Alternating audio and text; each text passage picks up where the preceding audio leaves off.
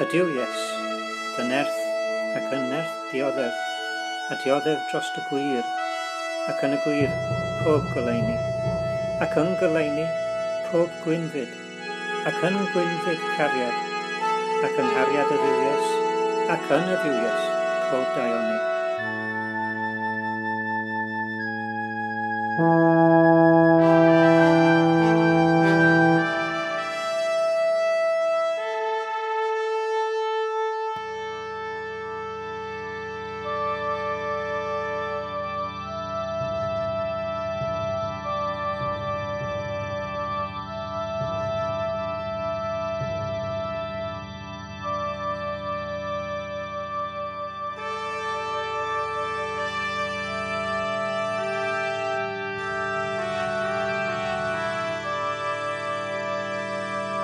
Ac yn goleini pob gwynfyd, ac yn gwynfyd cariad.